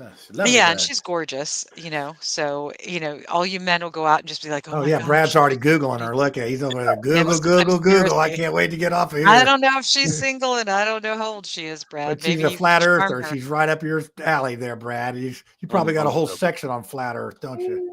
Yeah. What's the decimal for that? It's the Dewey Decimal for flat earth. Yeah, flat earth. Is it FFFLT? No, that's under conspiracy theories. Yeah. Okay, 001. 00. Actually, like aliens and conspiracy theories and stuff were 001 point something. We need to get an alien on the show. That'd be a big getter. Okay, Josh, you've been patient. You're going to wind this thing up. You're going to wind this thing up. But, so yes, aliens are actually Nephilim, but that's a whole other thing there. But yeah. And Michael Jordan all day long, Tiffany, definitely Michael Jordan all day long. Six Rings says it all. Brad, yes, I do agree. People do need to go to the library more often. I'm on board. I like the library. I like it very much. I like to do study. As far as conspiracy theories, well, I can say that I don't know if you guys know this or not, but every major city in the United States, every major city, not just one, not just two, every single major city in the United States has a burnt to the ground story. Did you know that? Did we burn Indianapolis? Okay. I know Chicago does. Cow. Mary's cow. San Francisco. Tartaria. Are you familiar with that one, Josh? I'm familiar with that, but I think the pre-Abrahamic I don't know about that one. I'm working on the discernment on that one, but that's a whole other story too. But the buildings that are in all these major cities, you look at the architecture. Just stop and look around. Every time you're in a major city, just stop and look around and start looking at the architecture that's around you. Brad, I know you're big history guy, right? Yeah. So he's only like 5'8". He's not big, but he's big time on history. And it's like when you stop and you look around at the architecture around you, really think about how old these buildings really are. What's etched on those buildings and what they say they built them in. There's a guy on YouTube. I'm trying to remember his name. But he actually goes through and does these massive presentations. He's kind of droll. He's kind of boring. But if you listen to what the guy's saying, he's very well grounded in what he's saying. He's done a lot of research. He has a lot of people that follows him. Lucius Aurelian, that's his name. Lucius Aurelian. You have to look him up. He's amazing. But I've tried to prove that guy wrong. I have yet to be able to prove that guy wrong when it comes to how old a lot of these buildings likely are. I've tried to dig as far as I could, And I'm like, man, and he proved it with Indianapolis. That's where I first found it, because I was just like looking up Indianapolis videos on YouTube, and that was where I first found this guy. And he's got 2 videos on Indianapolis. He's very focused on Indianapolis. He talked about old Indianapolis is actually underneath current Indianapolis. That's why they have the tunnel system that goes all over, and it goes way further than you think. Yeah, we got the catacombs underneath the market. Yeah. So how far do those extend? All over the nation, actually. They go out far west. They go out into the Ozarks. It goes out up into New York. They go really far. They spider off into all these different directions. You wouldn't believe how big of a tunnel system we have in this nation, and it's all. Josh, you probably already know about the ant people, right? Yes. Wow, this conspiracy theory session is really getting good. So when they did the tunnel, the tunnel over in Britain, and they were digging down into like the 14th century, because all these cities are basically built on top of each other. Yeah. And so they basically, I think they dug up a cemetery, they dug up something that they had to sort of stop and do something, sort of like when they got the diamond chain down here and they found the cemetery there that everybody knew was there, that they didn't know was there. So yeah, it's I mean, those ancient things, man, they're really cool. You got to look at Göbekli Tepe. You ever heard of Göbekli Tepe? Yes. Oh man, you and Lucy are like soulmates here. This is a location in Turkey. They've only dug up about 5% of it. About a decade and a half ago, they started. They've still only uncovered 5%. You know why? Because they got so far along and they started seeing all the carvings, and they quickly realized it's likely the location where Noah and his ark landed at. And he was putting on all these pillars all around Göbekli Tepe, all these animals that he had on the ark, and he etched them in the side of these pillars, likely. Oh, yeah. That's that. I think that is a really interesting theory. And then, where is the underground tunnel city that goes like 20 stories deep, and they had stables and they had ventilation and circulation? They have one of those in Turkey as well, and Indonesia. And that probably is in Turkey. Well. Mm-hmm. Turkey has a lot of very ancient stuff, like that, way old. Like, don't even talk about ley lines. Don't even talk about the ancient grid system. Look at Tiffany's like looking at this, going, "What the hell are you talking about?" No, I'm just waiting for It's like, hey, so maybe the Underground Railroad was really a subway. Actually, they just built apartments up there where the Underground Railroad was. I guarantee you, a lot of those old tunnels were used, Tiffany, during that time. Guarantee you. Because there's one up on 16th Street and White River. That was one of the houses that was used for the Underground Railroad, and now it's apartments. They just recently, last 3 or 4 years, tore it down and built apartments there. So our history is going away. Yeah. It just goes to show you that, and that there's a lot of people before us, and it's very interesting. First of all what's going on, and then you wonder where we're going. You just see all these people that are being mean and crazy to each other. It's like, can we all, like Rodney King once said, can we all just get along? So on that note, real quick, don't mind, real quick, I want to thank our sponsor, coffee. Whatever coffee you're drinking, that's our sponsor, right? Whatever coffee you're drinking, because coffee is an acronym, right? Coffee stands for Christ offers forgiveness for everyone, everywhere. So get right with Jesus, honey, before it's too late. All right, it wouldn't be.